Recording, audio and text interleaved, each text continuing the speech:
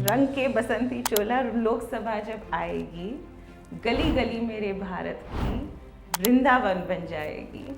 काशी, मथुरा और अयोध्या ने एक साथ ललकारा है। गर्व से कहो हम हिंदू है, हिंदुस्तान हमारा है। So difficult for me to find references for scams pre-Bofors because they've been wiped out. मतलब अगर आप बार्गेनिंग स्टार्ट करोगे, सो आई से अरे अर्जुन भाई ये शर्ट कितने का है, so your cost is 50 rupees. That was the second question I wanted to come to. छोटा देश चलाऊं को भारत के पैसे से कहाँ स्टैश कर लूँ, अपने परिवार का कैसे ख्याल रखूँ। इस देश की दशा ही कुछ और होती, दिशा ही कुछ और होती had we not taken the Nehru Menu, which is why your book becomes an important. और मतलब अब तो वो लैंड की बात भी चल रही है कि कचथीवो आइलैंड्स की बात क्यों चल रही है। वहाँ तो कांग्रेस की प्रोविंशियल सरकार थी, तो तभी जो रूल बना था वही था कि the elected representatives will pick whether they want to join India or Union of India or Pakistan. Congress legislators would have picked to join India naturally. China annexed Tibet. Tibet came to India. Tibet came to us saying कि आप please हमें मदद कीजिए, but Nehru ji said नहीं, हम नहीं करेंगे कुछ। इस वजह से चाइना आज क्लेम करता है कि ये हमारा है, because it was understood that that status quo will be maintained. So ये सुन के खून ना उबले तो क्या Teja story, you know, it's like कर क्या रहा है भाई आदमी।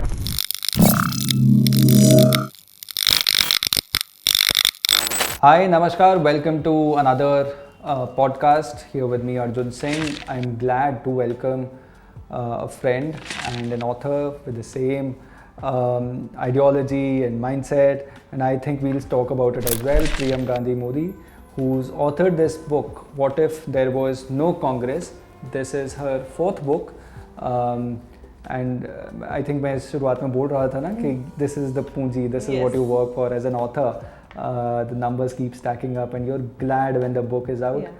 I am happy to say I've seen this book being received very well. I have gone through the book and I say that it's, well, timely, of course, one, but much needed.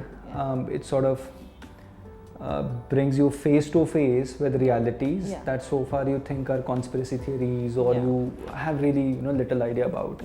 A little about Priyam. Priyam is an author and a political communications expert. She has written 3 best-selling political non-fiction books. This is her 4th one. She's been writing opinion pieces for Indian and international media, and she's an alumna of Florida State University and University of Delaware. She's worked in political ecosystem, the Republican political ecosystem, for a long time. Thank you very much for joining this conversation, Priyam. Thank you, Arjun ji, for having me on your show. I really appreciate it. Of course, we speak on various platforms. You do, I do as well. But when you speak on a friend's platform, it's a special feeling. So I'm really looking forward, to this conversation. Thank you very much. Thank you very much. And in fact, ये बहुत late हो गया conversation. It was supposed to happen much earlier. And perhaps the first book also we should have discussed all along. No, अभी इस बार fireworks करेंगे. So tell me, how did you get into writing this book? What was essentially, or rather, before telling us about the book, what's been your journey? How did you get into writing? Where are you from? What do you do? And in fact, I wanted to say this also. Your names, what you've essentially established in the book, you've shown the mirror to the Nehruvians or the Gandhi family or the Gandhians, and you've contrasted it in some ways or the other. How the present dispensation, which is led by Modi, is. Yes. And you've got both Gandhi and Modi in your name. Yeah. How is it that? Where is Priyam from? Okay, so the surnames are purely coincidental. They are very popular Gujarati surnames. So, that's where I come from. I don't come from any kind of political lineage. I don't have any family, friends, social circles in government, in bureaucracy, in politics, nothing. We're all Gujarati businessmen. So, I don't come from that political lineage in terms of bloodline. But having said that, I feel like I was meant I was born to do this, you know, because since I was about 19 or 20, I got involved in American politics. So both my degrees, bachelor's and master's, are from universities in the United States. And wahan to, you know, the Republican Party has clubs, and the Democratic Party also has student organizations and clubs on campus. So I got involved with the Republican Party through my bachelor's students, so at the age of 19, 20. And that got so severe, like my passion for politics, that after my bachelor's degree, I realized that I really want to just pursue something in policy and something in politics. And which is why I pursued my master's in policy administration. Okay, your bachelor's was in? Physiotherapy. Oh, great. And where did you study school? I'm a Juhu girl, Mumbai girl, born and brought up in Juhu. So I went to Utpal Sangvi in Juhu, and Mithi Bai for my 11th and 12th, which is a very popular college in Mumbai. And then after 12th, I just sort of pursued my physiotherapy. Finished the degree. But then I realized that I want to do something in politics, and which is why I got a master's degree in policy administration. But what I really call my real master's degree happened on the job. So I was a shortlisted candidate for the Governor's Fellowship, which allowed me to complete a very long period of internship / working hours with the Senate President in Florida. So Senate President is essentially the most powerful politician of that state, like a chief minister in India. And he was a Republican. And I was exposed to the corridors of power at that age of 20, 21, got to see the real behind the scenes legislative, you know, workings, etc., policy formations, etc. What goes behind the scenes, the politics of it all, how media is managed, how media subverts narratives, everything at a very, very young age. And then I moved back to India wanting to pursue a PhD in political communications, campaign communication, but I didn't pursue it. Maybe later in life, who knows.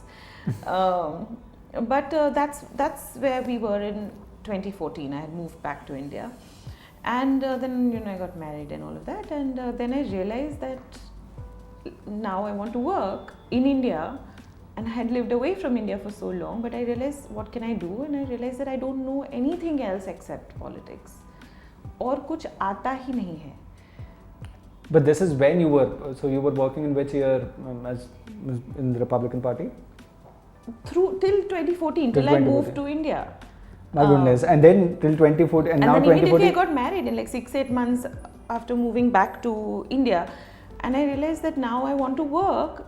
And where do you work? Yeah, like I don't have like a family Physiotherapy or degree. उसमें भी I had not done that 1 year of clinical course, so वो भी patients को तो मैं देख नहीं पाऊंगी. So then I thought, no, yeah, I want to do this only.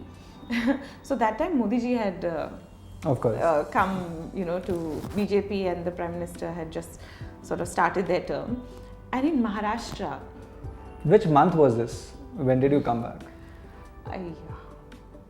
I think I came back in Jan or like December 2013 or like so early 2014. ऐसे कुछ. So I got married in May 2014. Around the same time that the Prime Minister took more. So in my shadi, even the priest, is shouting and saying, "Ab ki baar Modi sarkar," because my husband's name is Modi. So it really, sort of all came together.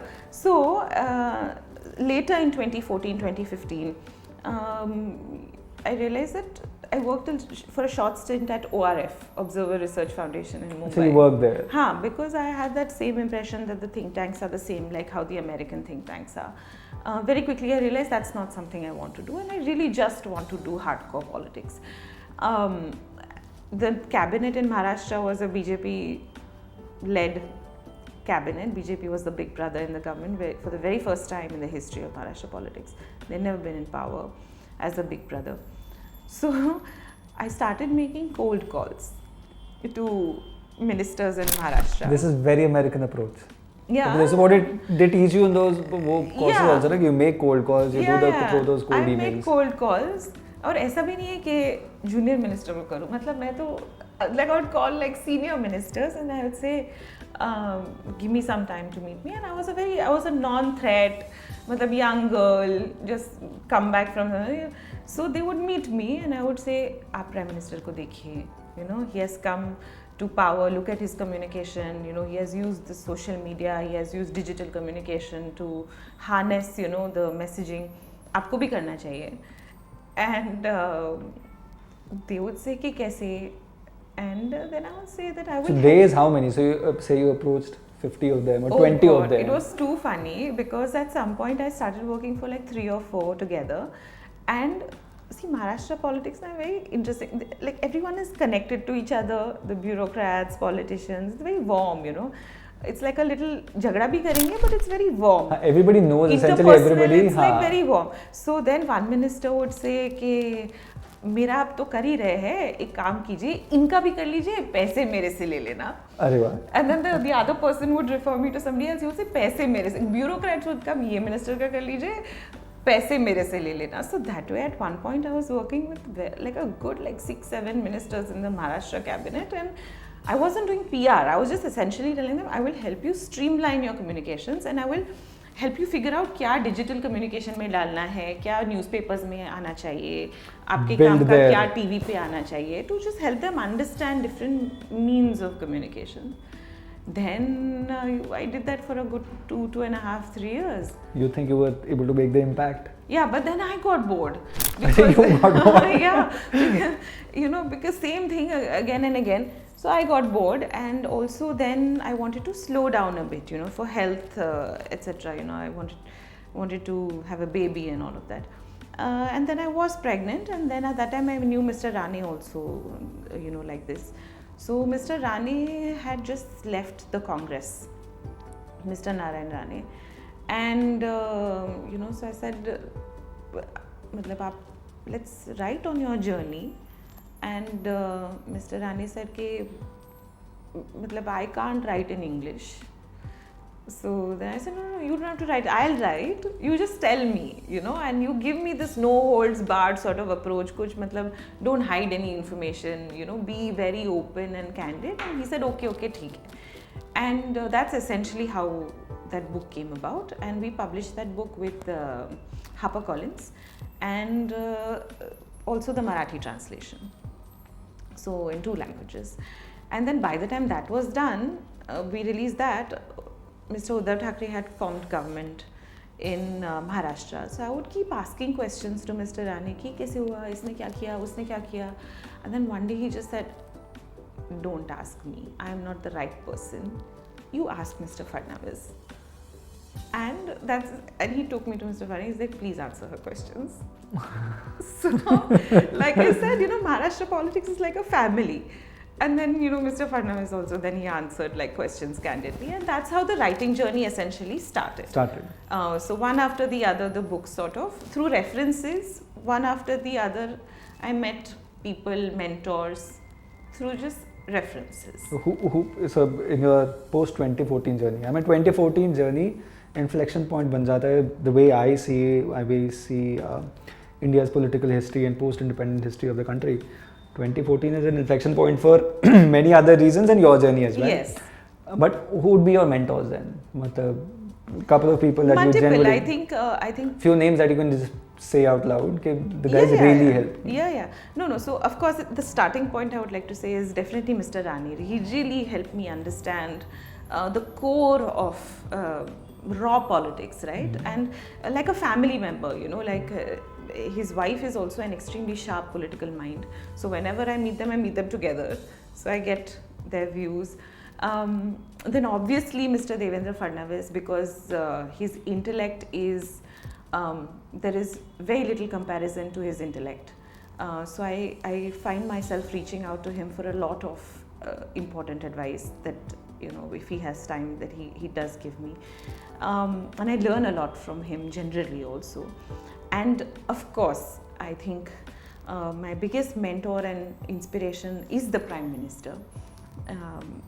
I think that what he does for the country every day, every single waking minute of his life, I don't think we can find that kind of comparison from the time of Chhatrapati Shivaji Maharaj. So,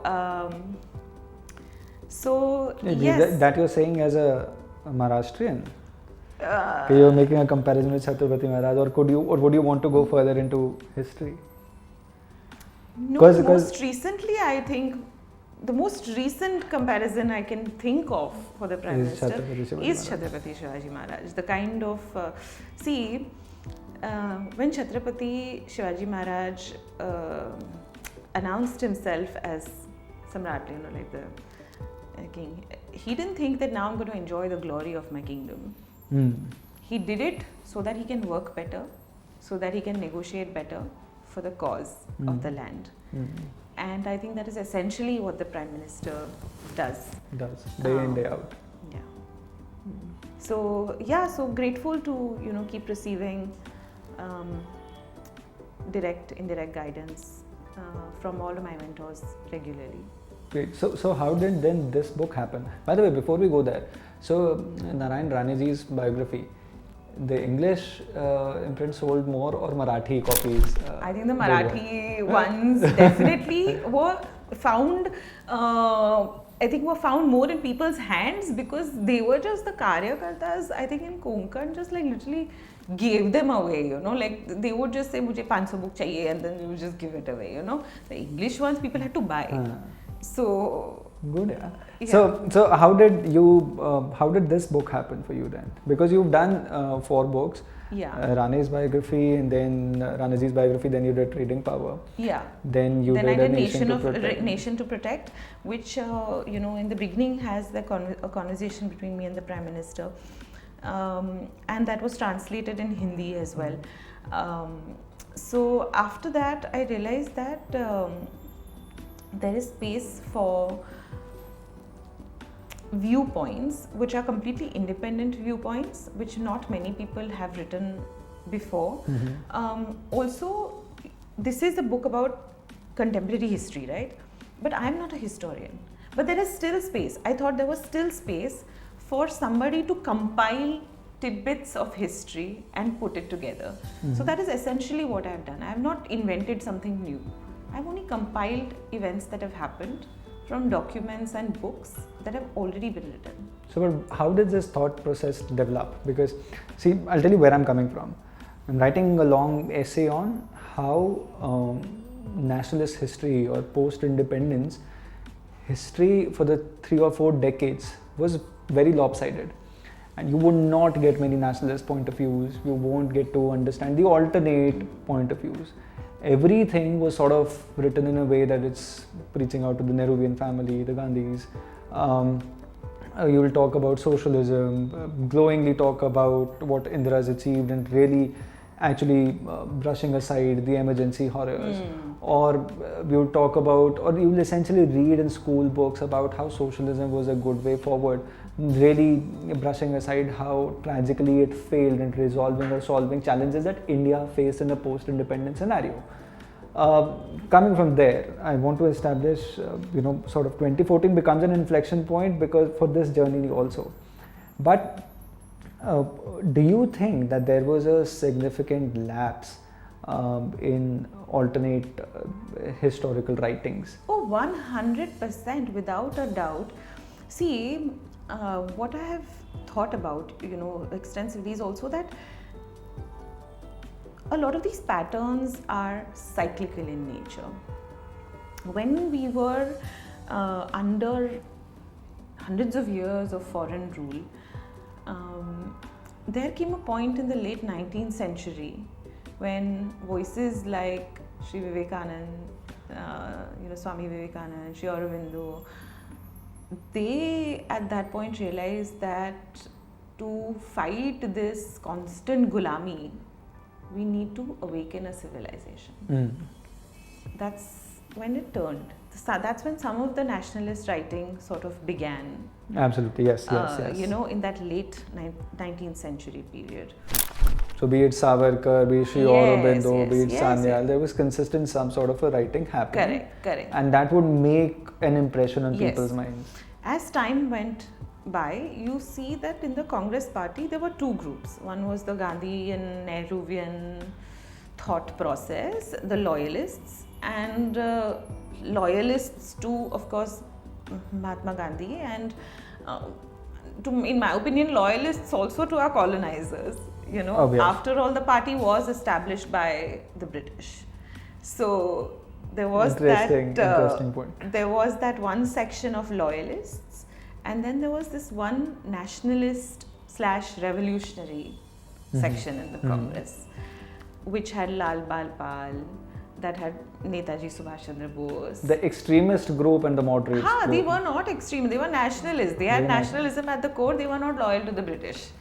You know, so it is their activities, you know, which we find sort of subdued or totally brushed under the carpet, you know, in our history. And I feel that multiple reasons. One reason is that a lot of them were underground to carry out their armed and violent activities. So a lot of that writing was underground writing, right? So it wasn't legit literature. Published by it was, you know, they didn't have the ISBN code. They didn't have. Correct. So एक तो वो था. The other reasons also were like, by the time we won our independence, a lot of them were not alive. A lot of them were pushed to the back burner of politics. Netaji was not there.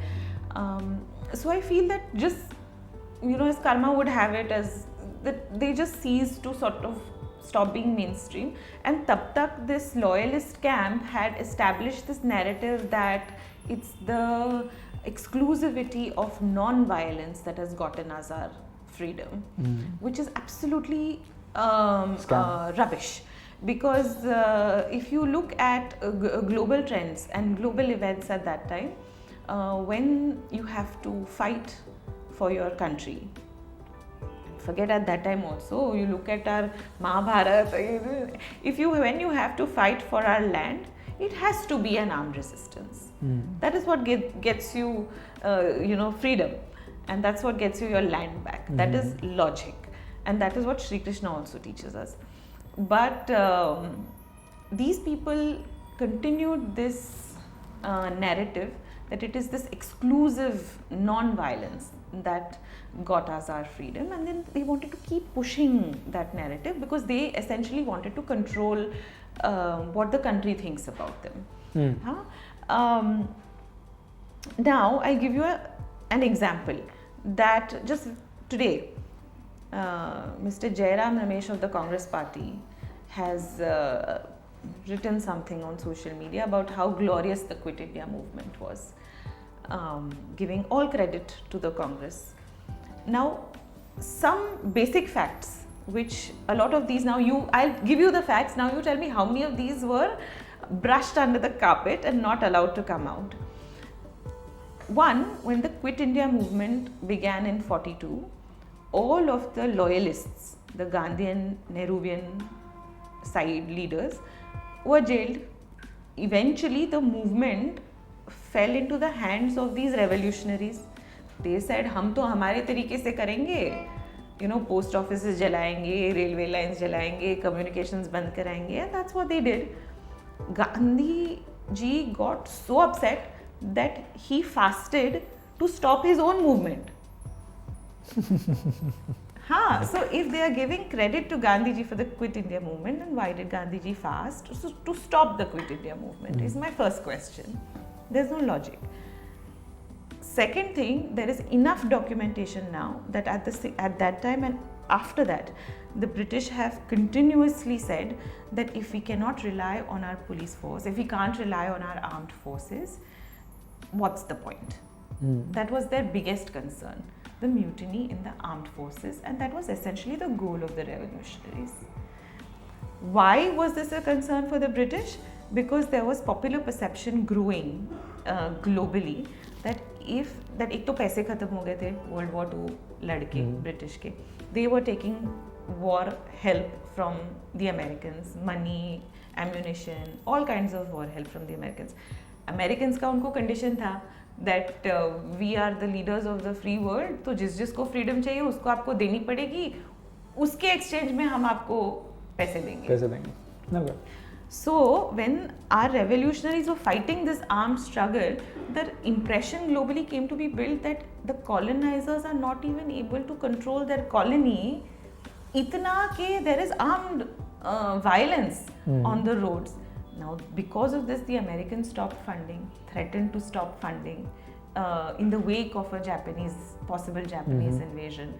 So there was global pressure because of which the British decided to leave, not the non-violent nonsense that we've been told. And of course, around the same time, it was brewing the entire Indian National Army, फिर आज़ाद हिंद फौज के उनका rebel करना, so all of that was given, and then the revolt of the INA, and then multiple events happening, but yes, you rightly pointed out कि narrative इस तरह से बना रखा है कि quit India. And वो चला 2014 तक वो narrative चला. कुछ historians like Majumdar ji ने कोशिश की लिखने की, but they were just sort of, either questioned on their academic sensibilities or the worthiness of that information. And essentially एक जन अगर ये narrative लिख रहा है तो फिर 100 दूसरे आएंगे जो उनके side का लिखेंगे, तो फिर it essentially just got sort of subdued, the actual real history.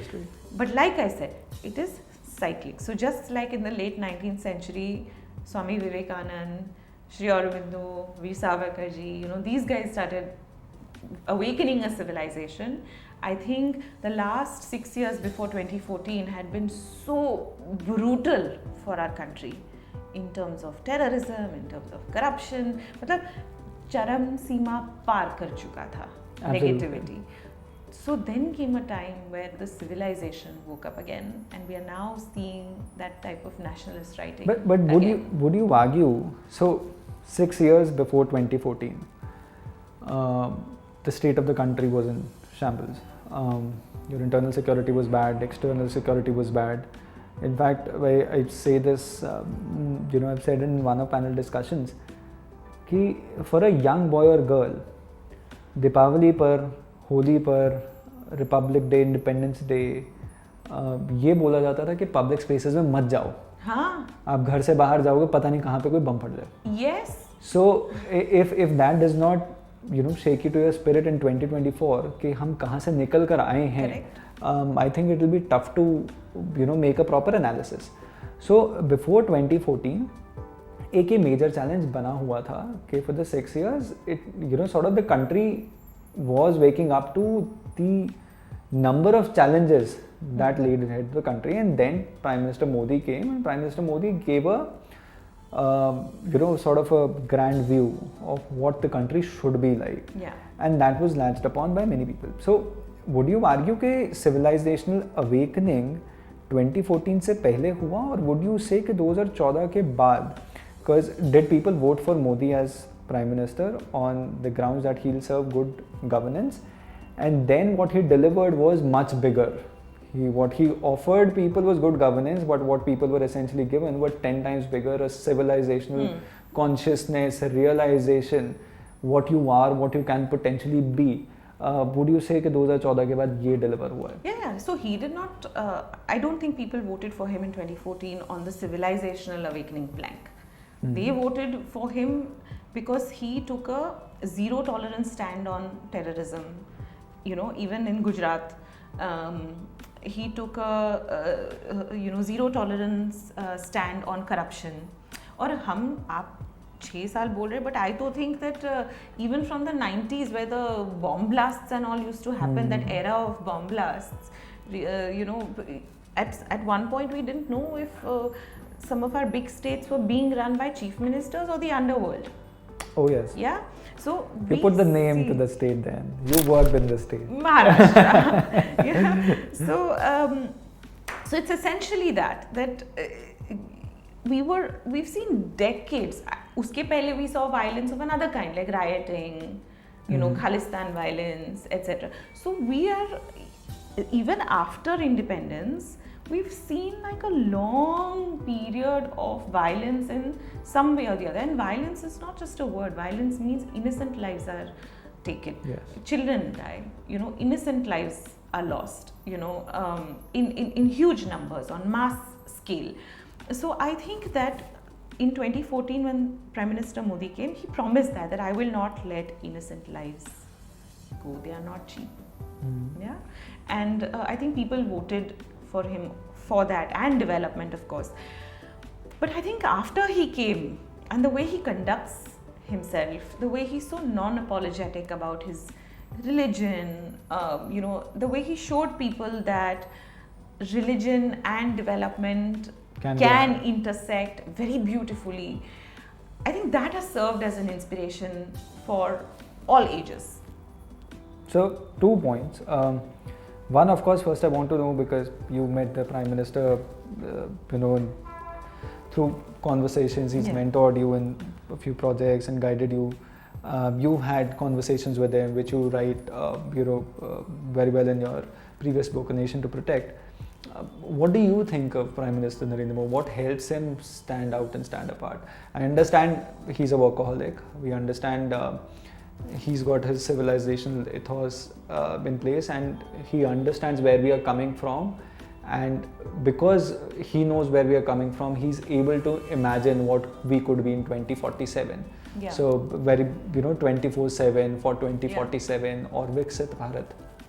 वो thought उनमें इसी वजह से आता है क्योंकि उनको अपनी roots का अच्छे से अंदाजा है. But what do you, how do you see him as a person? What is the impression that you got when you met him, or the conversation that you've had with him? So, I feel that at the center of all his thinking is, how do I improve my land, my being the operative word here, my land and my people, how do I make their lives a little better each minute? I think that's all he thinks about. कि ऐसा मैं क्या कर लूँ कि ज़िंदगियाँ और बेहतर हो जाए, और बेहतर हो जाए. That's all he thinks about. And when I met him, and in what I understand from him is that he's omnipresent. Like he knows exactly what is going on in such a big country of ours. He knows exactly what people are doing, at all levels. It could be a grocery store owner, it could be some, a group of farmers somewhere, it could be party karyakartas, it could be his Sangh family, it could be young people like us who are trying to do something. He knows everything about everybody. He keeps himself very informed. And I've come to realize that is because he, recently in an interview, in a conversation with Bill Gates, he said, Mr. Bill Gates asked him that, what do you do to chill? Yeah. So he said, what? I don't need to. This is what I enjoy. This to me is relaxation. Work is relaxation. This is, you take it as a positive, you take it as a negative, that is your thing. Like I said, that even when I started my journey, he said, मुझे कुछ और करना आता ही नहीं है, तो मैं क्या करूँ?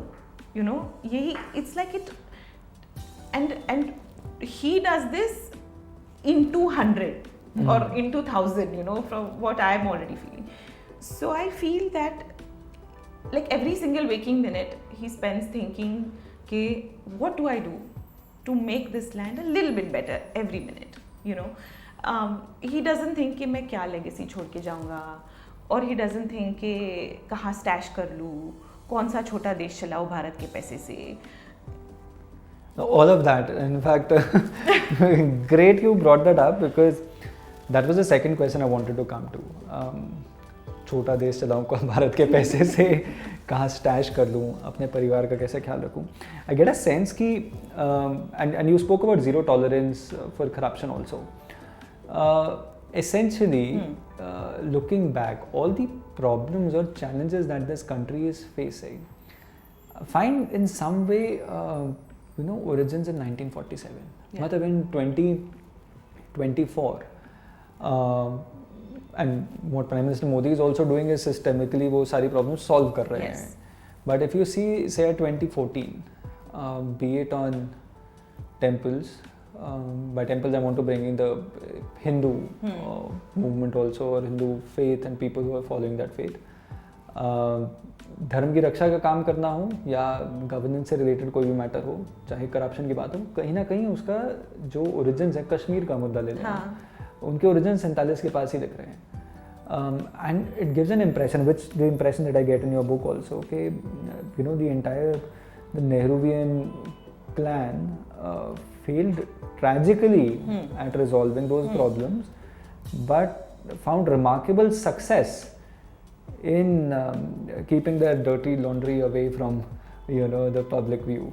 So what do you think about it? So 1947, why was it such an important point in independence history of India, not from a political or a freedom or a historical, but the challenges that we are facing today? See, essentially, Mahatma Gandhi picked Panditji to essentially the power was handed over from one group of Brits to a family which was English, like Englishmen, right? These are not my words, these are Panditji's words, that he was the last Englishman to rule India.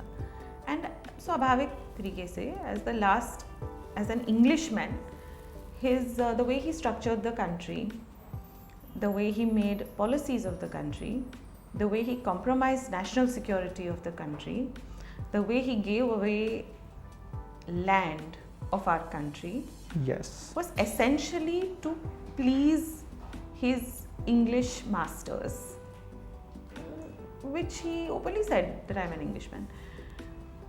So this was the thinking in which we started our 1947 journey. ये आप समय का ये बोल दो कि we lost a nationalist voice like Sardar Patel very soon after 47. Thankfully, he was instrumental in keeping the country together. Otherwise, Panditji would have balkanized the country also. Which in 46 he wrote a letter to Cripps, because Cripps asked him that you tell us how freedom should come, and in that letter he has very clearly written that plebiscite hona chahiye, where he put in the seed of partition for the people to decide कि कहाँ जाना है उनको. Then he said जो छोटे छोटे princely states है, जो आसपास है neighborhood में, उनको group करके एक sovereign entity बन जानी चाहिए. So imagine how many sovereign entities would be there. जो बड़े हैं वो independent रह सकते हैं, like हैदराबाद, कश्मीर. सोच लीजिए कितने टुकड़ों में भारतवर्ष बट जाता अगर सरदार पटेल नहीं होते तो.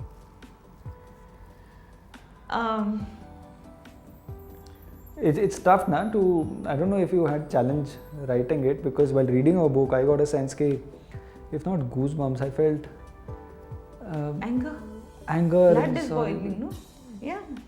What tragedies, and all those tragedies have been sort of whitewashed. I mean, if you read Ramchandra Guha, you read Bipin Chandra, आप ऐसे पढ़ते हैं हिंदुस्तान के भारत के इतिहास को कि जैसे गांधी नेहरू परिवार ने शायद देश को बचाया है. But then when you start reading, when I started reading your book and then all the stories ना, आप बात करना स्टार्ट करते हैं कि नहीं ऐसा नहीं था, कि देश की दशा ही कुछ और होती, दिशा ही कुछ और होती, had we not taken the Nehru Avenue, which is why your book becomes an important. और मतलब अब तो वो लैंड की बात भी चल रही है कि कचथीवू आइलैंड्स की बात भी चल रही है. अब आप दूसरे लैंड की बात ले लीजिए कि north West Frontier province also, वो सीमांत गांधी के नाम पे हमने ऐसे ही दे दिया. There was no need to do a plebiscite and all that over there.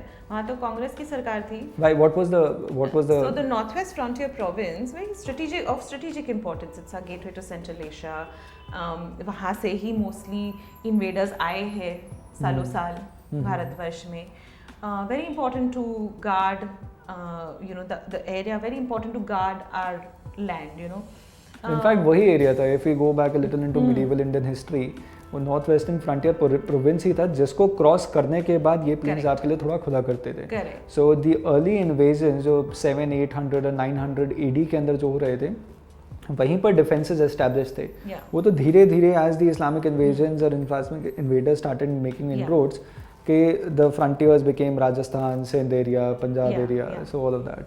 So So it was very important for us to keep that as our first line of defense. Yeah, क्योंकि history has taught us that you have to guard it. Yeah.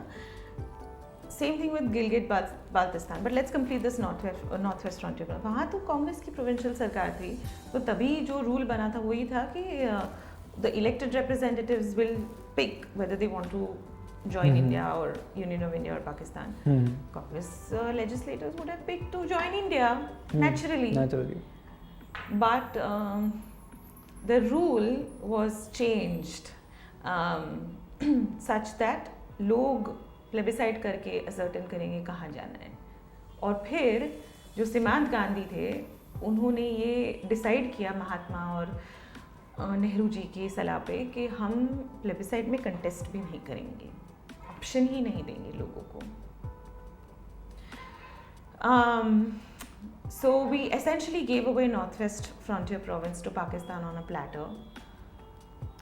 Gilgit-Baltistan also, where the Brits were running nuclear bases, क्योंकि everybody was in the race for the atom bomb. वहाँ Sinkiang में uranium mining होता था, तो Soviets का क्या speed से bomb बनाने का चल रहा है, या उनको भी अगर यूरेनियम माइनिंग करनी है तो that all that testing and getting the data of the test etcetera, वो वहीं से फिर the Brits used to collect that information and all of that and send it through their network of spies.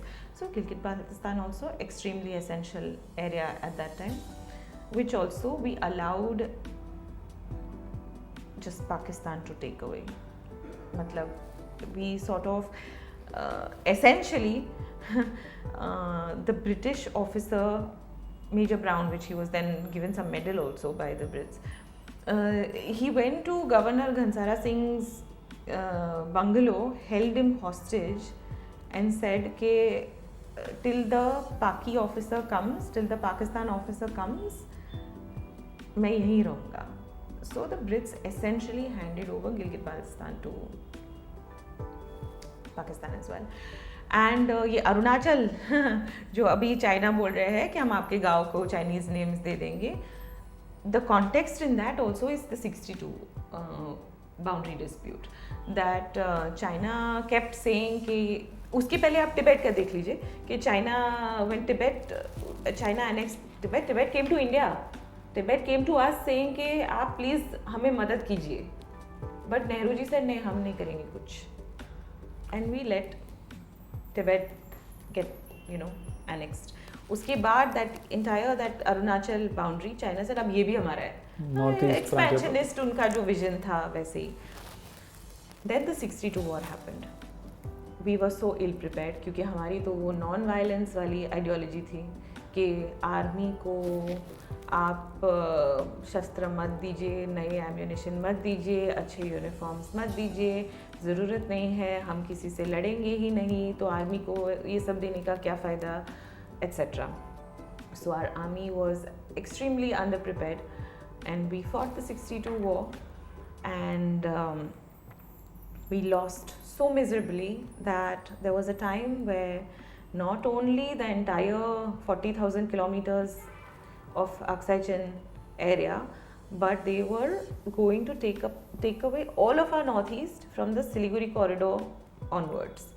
And this is documented by Pandit ji in a letter to President Kennedy that China is going to take over our entire northeast today if you don't send your American planes to defend.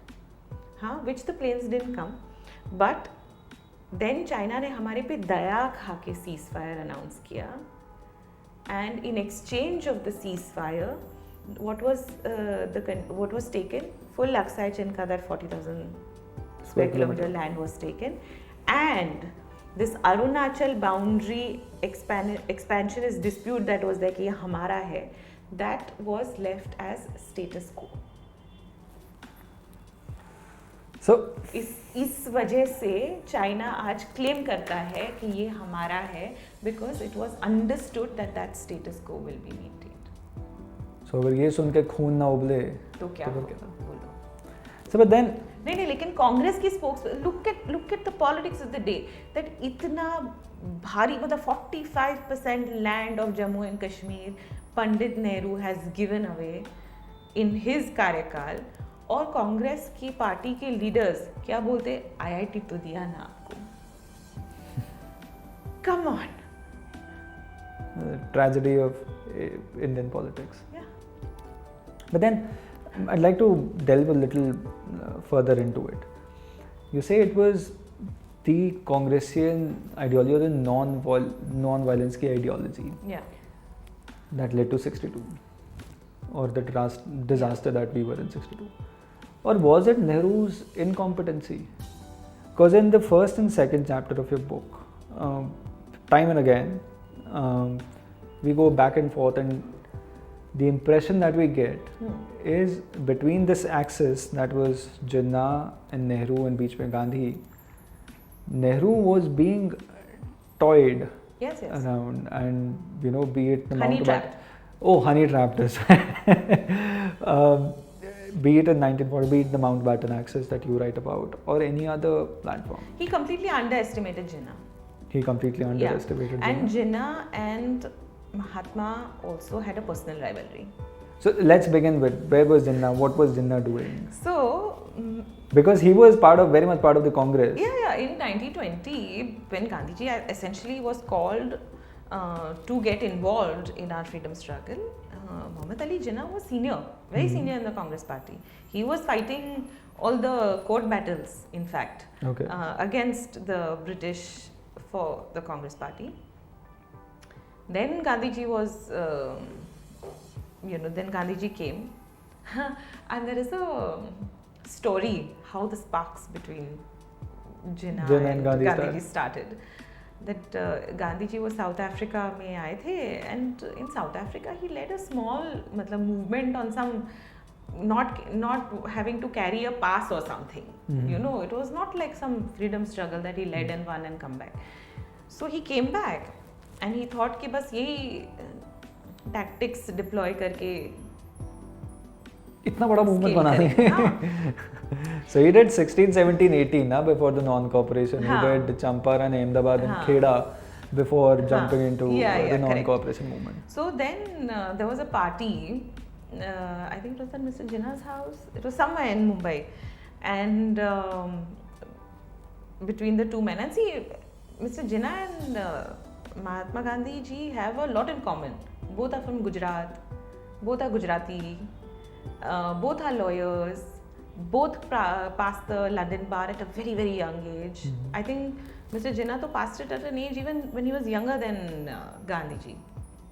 So he was incredibly sharp. Muhammad Ali Jinnah was incredibly sharp.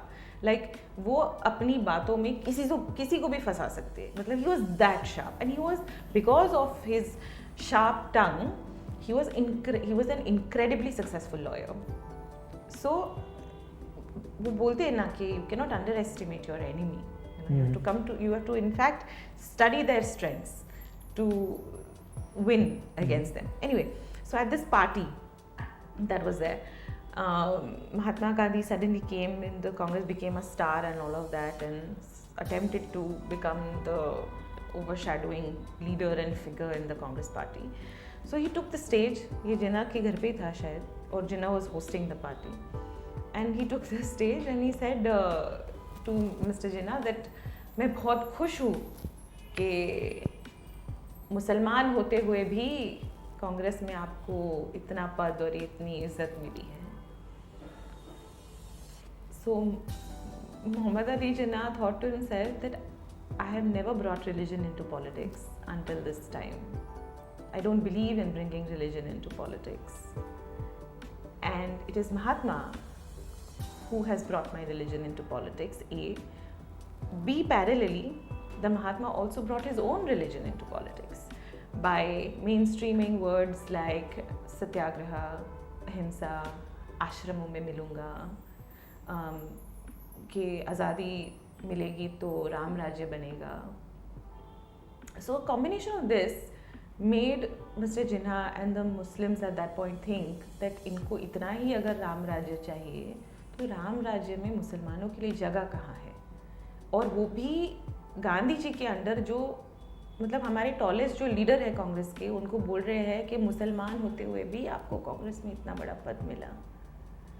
So the Muslims started to feel insecure. No, but Muslim League was already established 15 years already. Yeah, but it was, I mean, it did so poorly until the very, very late, few so years, 1945, 46 yes, elections. Yes. When and, it was clear that there will be partition. partition. And it was doing so bad that Mr. Jinnah thought, ये सब छोड़ दो, I'm going to go practice, because he had a liking for luxuries. So he wanted to live the good life. So he went away to London to practice law, made assets, did some trading, ghar var kharida अच्छे से. And then Liaquat Ali Khan had gone on his honeymoon to the UK. Which year this is? I think 35, 36 I think. And by 40 तो 35, Muslim League was sort of becoming the power. So when Liaquat Ali Khan went there and he said कि अब आप आ जाइए वापस, to get involved in the Muslim League. And Jinnah said ठीक है, आप देख लीजिए. If you think that I can lead it, whatever, तो आप मुझे सिर्फ इशारा भेज दीजिए कि and then I'll come. So it's believed that Liaquat Ali Khan came back and then just sent like a one word telegram or letter to him, come. Okay, two questions. The one thing I'm going to think, how old was Liaquat Ali Khan when he was going for the honeymoon?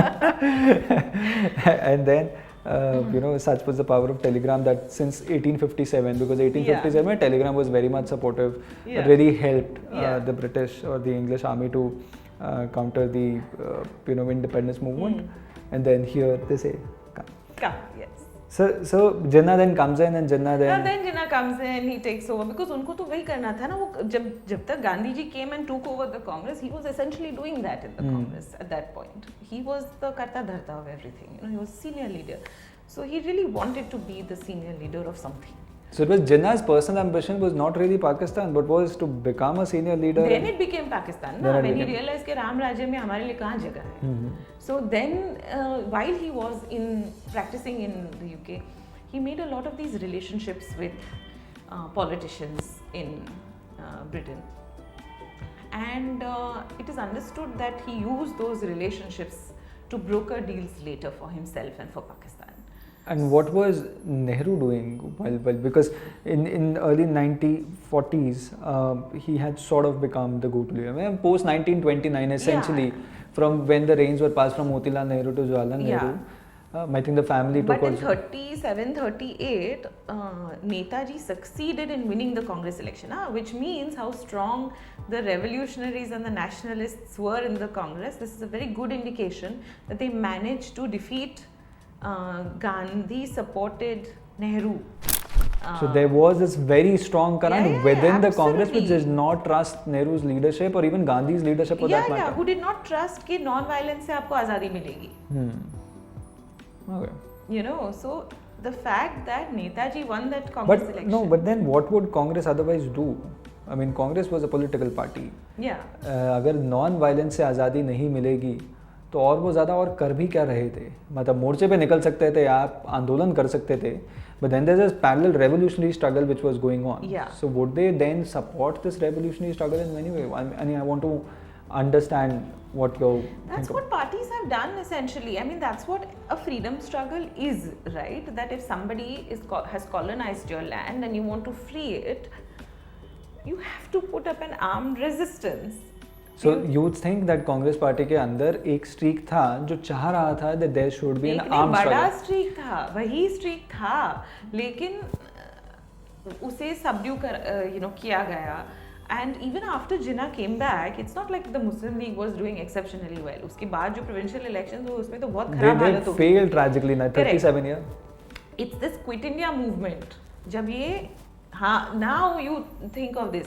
In this Quit India movement, where the revolutionaries took over and made the movement violent, which Gandhiji had to fast to stop, tab Jinnah made and brokered deals. In 39, the Congress had sort of resigned from all its provincial posts, etc., etc.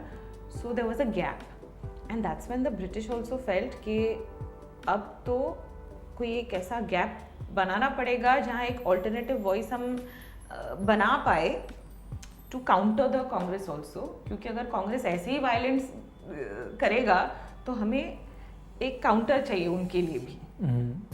So which is why the British supported Jinnah in growing the Muslim League in India. This is 1942 के बाद. हाँ, this is after 39. Okay. After 39, but 42 के बाद तो एकदम ही मतलब then Muslim League really became Because in 39 something like this was also taking shape ना कि उससे पहले so for instance पंजाब के अंदर यूनियनिस्ट पार्टी थी एंड यूनियनिस्ट पार्टी का एडवांटेज यही था कि वो मुस्लिम वोट्स भी आते थे उसके पास, हिंदू वोट्स भी कुछ आते थे, जमींदारा लीग जो यहाँ पे सर छोटू राम लेकर आते थे, कुछ सिख वोट्स भी आते थे. उन कॉम्बिनेशन से हिंदू मुस्लिम कॉम्बिनेशन से पंजाब के अंदर unionist party was ruling for a long time. However by the close of say 1939 40 41 के टाइम पर when the leadership of unionist party had moved from sir Sikandar Hayat Khan,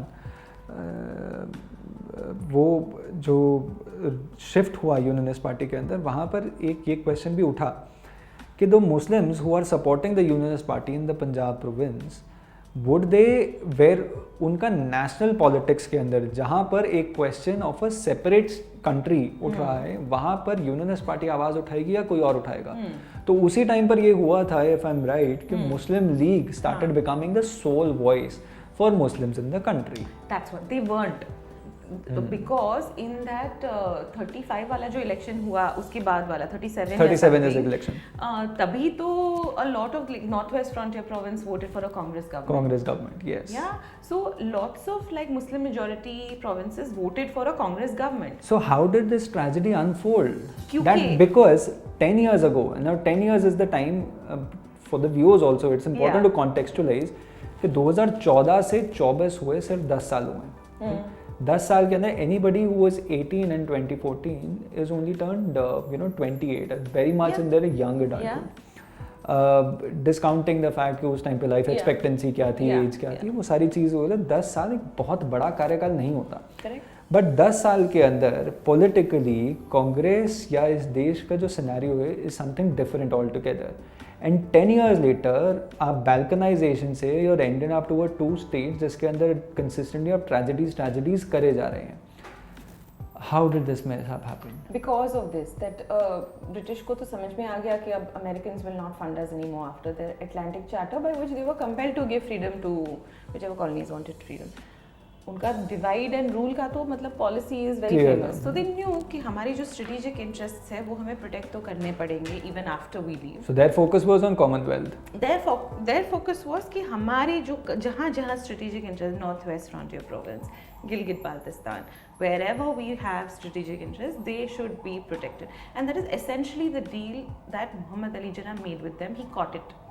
He caught that this is what they want, and he made the deal that you help me grow, I help you. You and get us those strategic areas, and you use it however you want. My goodness. And Nehru was oblivious. Either okay.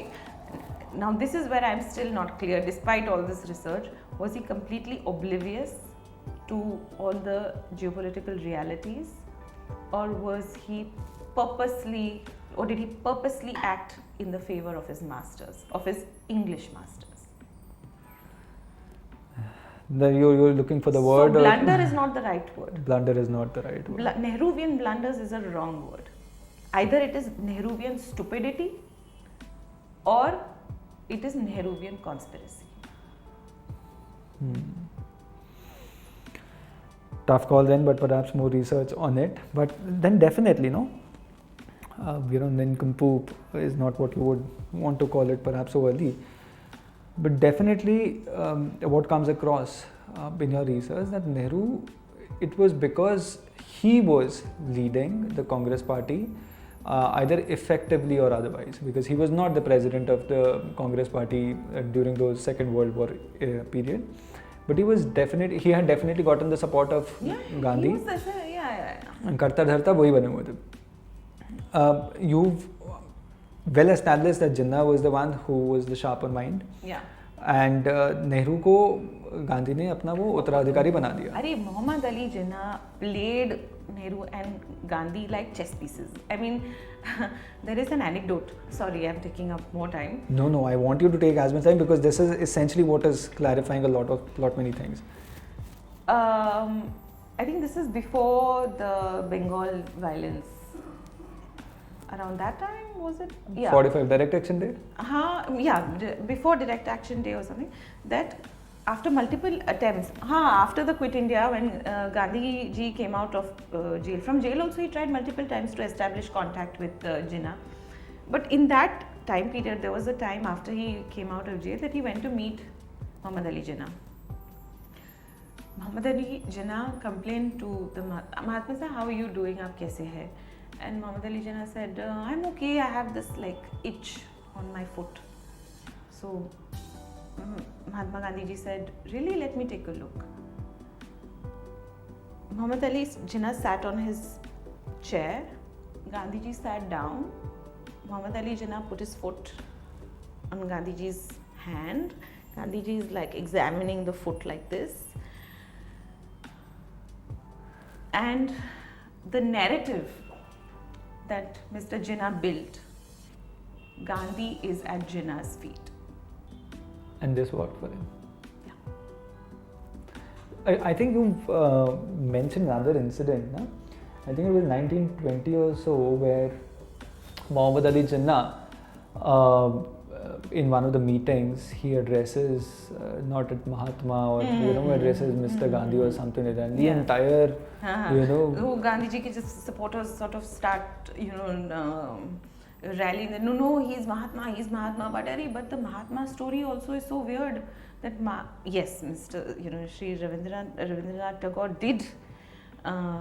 Bestow the title of Mahatma on. Was it Rabindranath Tagore? Because there are some people who argue there was Swami Shraddhanand, जो इन्होंने पहली बार उन्हें महात्मा कहा था. पहली बार तो महात्मा गांधी जी के college friends जो थे उन्होंने उनको महात्मा कहा था.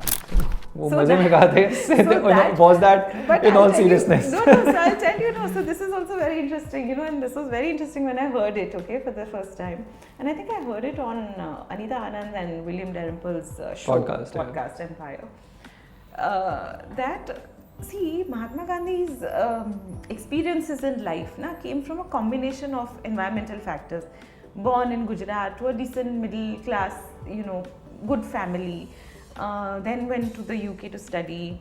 Pure vegetarian, does not drink, does not smoke. तो वहाँ अब उनको खाना ढूंढने में बहुत तकलीफ होती थी कि कहाँ वेजिटेरियन खाना मिले. So he would go to these small, places where to find vegetarian food. Now, who are the other kinds of people who would look for vegetarian food? उस दौर में सोचिए, hippies, आज भी the non-Indian people vegans who look, vegans, they were like at that time, so they were fully like hippie type people who would go out in search of vegetarian food in London. So that's interesting. So he met these two women and became friends with them. And these women, one was some astrologer, one was something else, fully hippies. And they ऐसे दोस्ती में बोल देते ना आपको, मतलब आपके दोस्त आपको सर बुलाने लगते हैं या just out of friendship.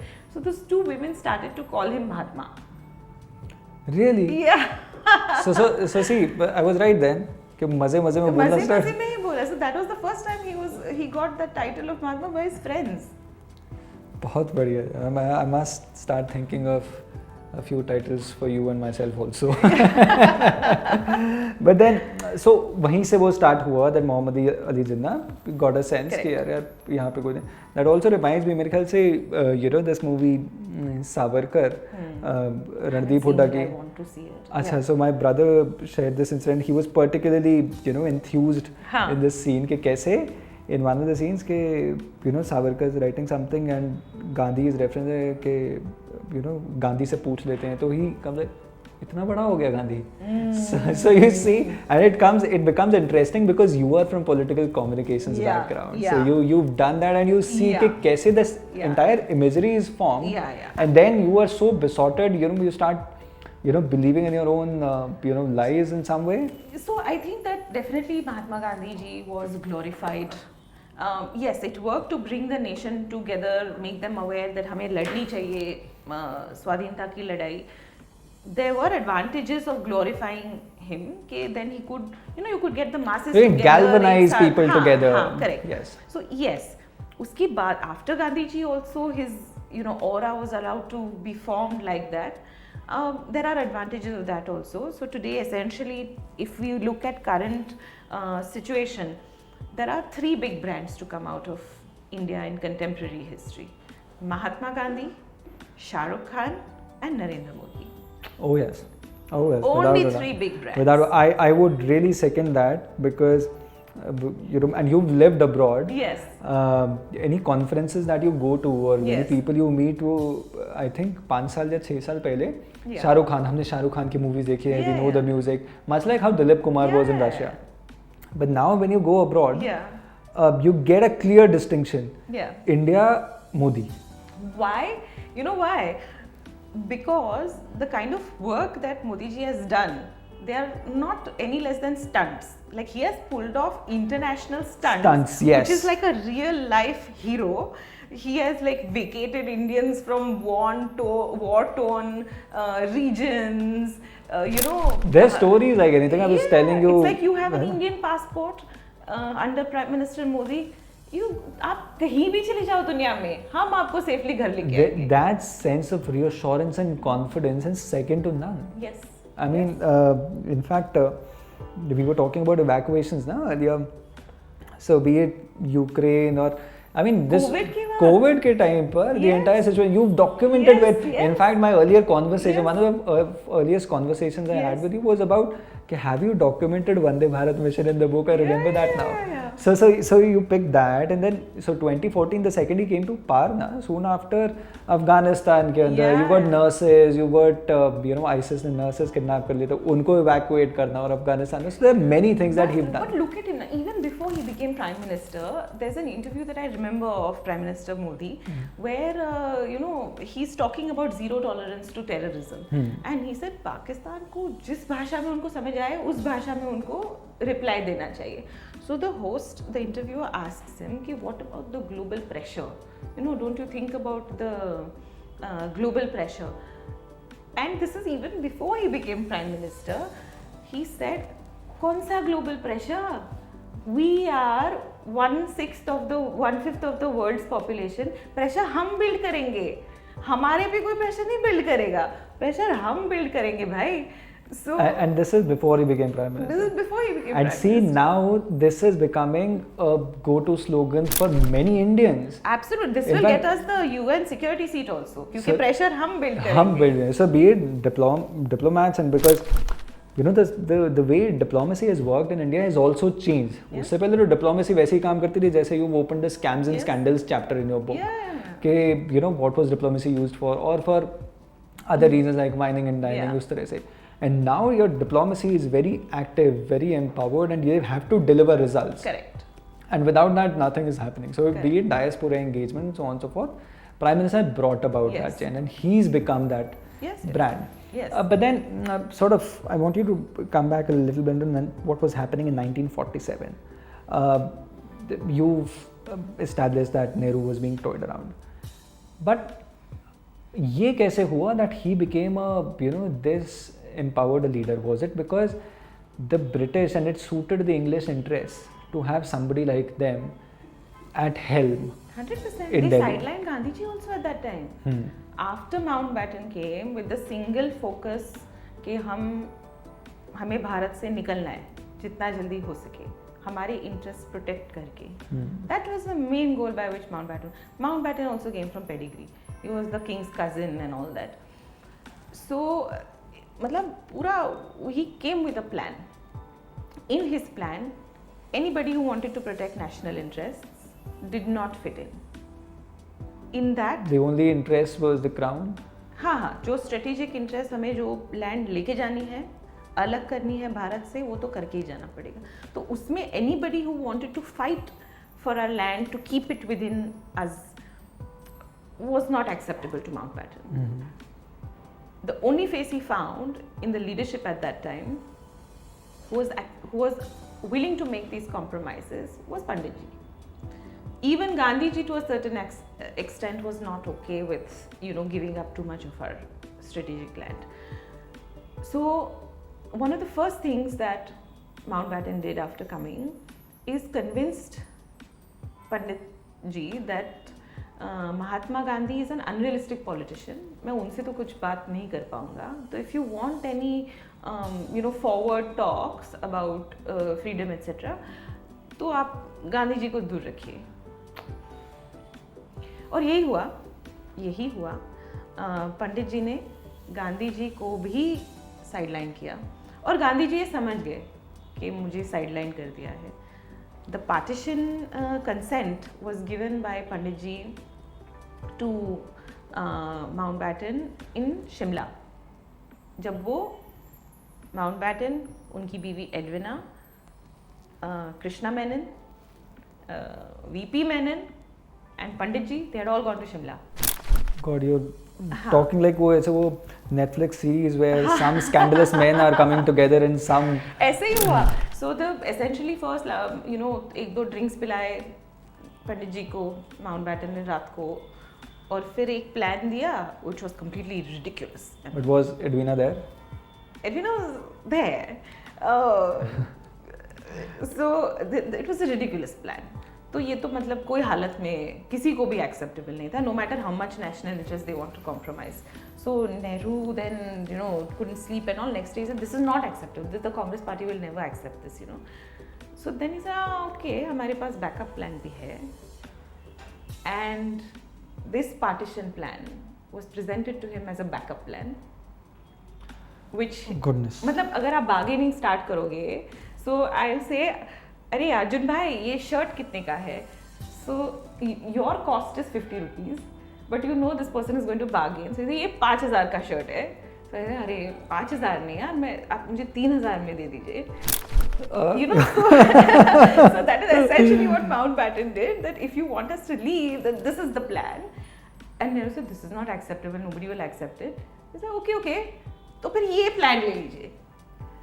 And so he was trapped, and then Edwina, of course, in his ear is whispering sweet cuckoos and convincing him that. And I think you've mentioned in the book also, that another woman in his life who would play an important role was Indira Gandhi, who later became, longest serving Prime Minister of the country so far.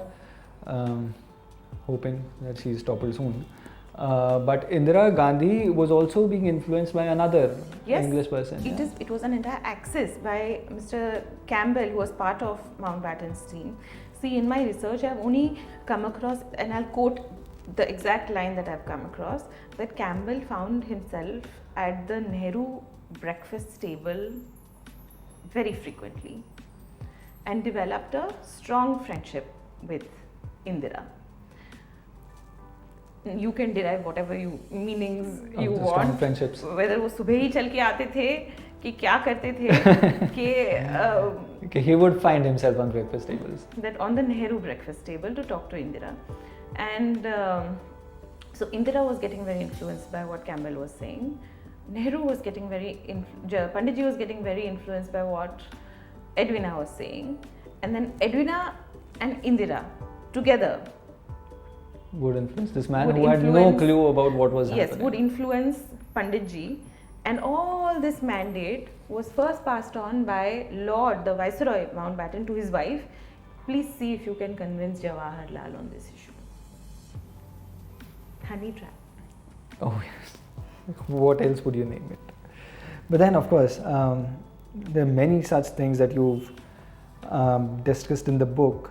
I would like, we sort of come to a close around the issue of scams and scandals. Yeah. Because you've devoted an entire chapter to it. And during the conversation, we've discussed how pre-2014, the entire scenario of the country was. Corruption was being talked about every day. Yeah. And the sad part is there are many people, many congressmen who genuinely think that this country will sort of forget कि कौन से बुरे हालात से हम निकल कर आ रहे हैं, which is why many at the drop of the hat बोल देते हैं अच्छा था कहाँ है कहाँ scam और scandal वो, forgetting very conveniently that we are not in 1947. You could just whitewash history. We are in the time where internet was very much the thing. Digital archives are available. Anybody and people essentially who've seen those times are very much alive and around. Kamal Nath को ही पूछ लीजिए, उसके बेटे ने 700 करोड़ का affidavit file किया है. तो similarly, so this scams and scandals wala story is not from 2010 to 2014. It essentially started in 1947 with the Jeep scandal that you clearly mentioned in the book. Yes, yes, and you know, you are a celebrated author yourself, so you know how important references are. Yes. It was so difficult for me to find references for scams pre-Bofors because they've been wiped out documentation. Were you able to find it in India, or did you have to check for English I records? had to find like committee hearing, you know, inquiries and all that, you know, the parliament had done, etc., etc. You know, kabhi ek haath paper mein kuch mil jaye. So Jeep scam, of course, you know, we paid prepaid the full price for Jeeps, which turned out to be second-hand Jeeps, that also non-functional, that also in such bad condition. Out of I think 2000 That- only 40s or 50 Correct. Jeeps came in, which And were then not the- functional at all. Then the army said, "हमें नहीं चाहिए ये, आप वापस भेज दीजिए." Kabada. Yes, so Kabada. So from that point onwards, the same guy, Krishna Menon, was lobbying with Mountbatten even before independence that you make me High Commissioner, and in exchange of that, Jawaharlal is a very close friend. I will convince him on many things. So hold on, before we go, these were not freedom fighters. They were essentially just politicians who Of were trying to do their course. own thing. Yes, and Krishna Menon, because he was so close to Panditji, the KGB, the Soviets, who were also involved in our business at that time, they thought that Krishna Menon is in the race to become the next Prime Minister, so we should groom him as an asset. So the Soviets started to groom Krishna Menon, and they do it so well that there was some aircraft purchase, you know, for our Air Force. The KGB influenced Krishna Menon to change that purchase from somewhere in Europe where they were going to be bought to Russia, which he did. He gave the order to Russia. 62 war ke waqt, we were in desperate need for those aircrafts, MiGs. Okay, desperate need. In fact, one of Panditji's close friend who was a full scamster in life, Teja. Yes, Teja. I actually opened the book to He- check what was the name He of the was person. sent to negotiate कि कब plane आएंगे, कब plane आएंगे, कब plane आएंगे, because in the run up to the 62 war, 40 times he was sent to Russia by Panditji, despite not being a diplomat, to negotiate all this defense situation. The planes did not come on time.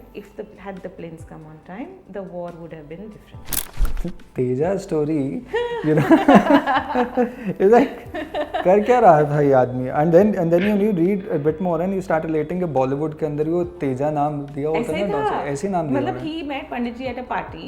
Panditji says, "I'm very impressive. क्या चाहिए आपको?" And he 20 said, crore रुपए दे दो. he said, "I want to control full shipping industry. 20 crore रुपए दो." So Panditji tells his cabinet के दे दो जरा 20 थोड़ा कुछ दे दो. And eventually Panditji supports him so much that he controls like 40% of the Indian shipping industry. Okay, where is he now? Then he's absconded, no, like No, all I other. am curious that ऐसा तो नहीं है कि तेजा ने अपनी फिर last- empire किसी को दे दी हो and सकता he is है। very much one of the हो people. सकता है because it became such a big deal that Indira ji as Prime Minister was forced to inquire into where is Teja, let's recover the money. But ये भी हुआ कि संजय गांधी का education London में तेजा ने स्पॉन्सर किया और तेजा ने उसको इंटर्नशिप भी दिलवाई, वो कार डीलरशिप और या Rolls Royce manufacturer. apprenticeship में था. At some car, this thing, Sanjay Gandhi tried an internship stint which he couldn't finish. And he came to build a car company. manufacturing company. He couldn't finish an internship at a car company, but वो तेजा ने दिलाई उसको. My goodness. So it's right then when I think you know many people say it, and more so Sanjeev ji also mentions it, na, कि भाई many conspirators Yeah. ended up you know coming to charge and post-independence politics of India. Yeah, like I always say, see, I really think, and now तो after this book, my resolve has become steadfast. That मैं जब पहले बोली थी कि पता नहीं कितने छोटे देश चलाए भारत के पैसे से, वो सही है.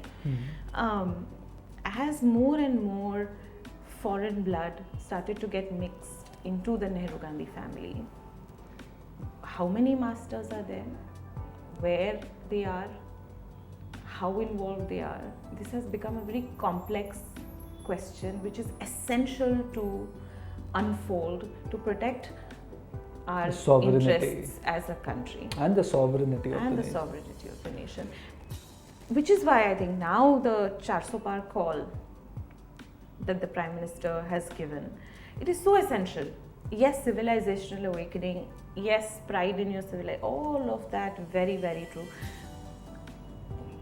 It is not it's a matter of coincidence, poetic justice that, court cases for, say, something like Ram Mandir, the court cases, common men led those cases. They came to, to be completed now in Modi ji's term. Poetic justice that Prime Minister Modi, who has such a keen ideological bent, he became the nirmit for doing Prabhu Shri Ram's nimit for Pran Pratishtha. These Dhara 370, Kashmir is ours, was always ours. Why keep it separate? That also. So all these like ideological steps which we should have taken many years ago, they've sort of come to be true in 2 terms of Prime Minister Modi.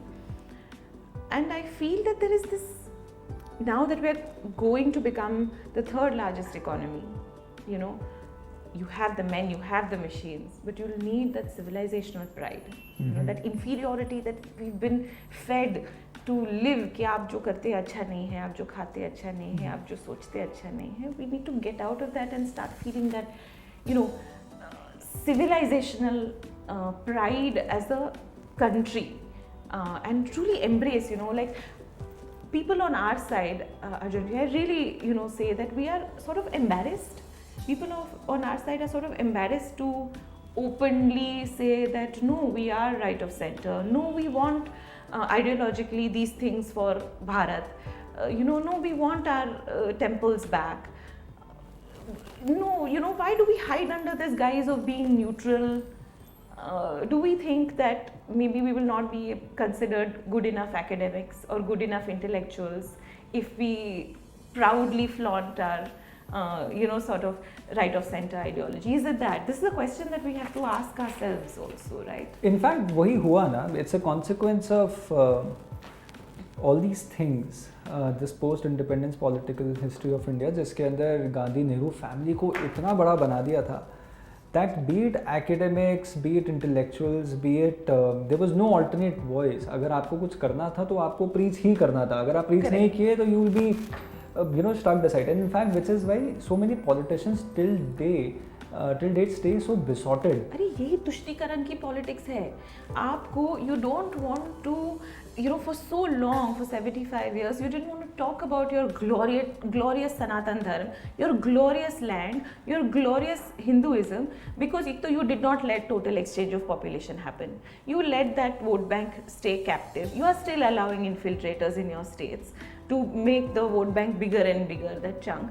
Why have you never spoken about how glorious Hinduism is, or how glorious our Sanatan was, or how glorious our civilization was, or how we were the richest, how we were the most modern, how we were the most wise, which is why for thousands of years people came to invade us. We have to go back and search for the truth in our roots. And यहाँ पे ना मुझे साध्वी जी की थोड़ी lines याद आ रही है. घर से कहो. Okay. हाँ. We're connecting on a different plane right yes. now. So let us, so you know you're from Haryana, so you know what is Basanti Chola. Yes. It's the saffron kesari. It's the saffron kesari color. So her lines and the way she says it, I'll never be able to say it, but I'll try.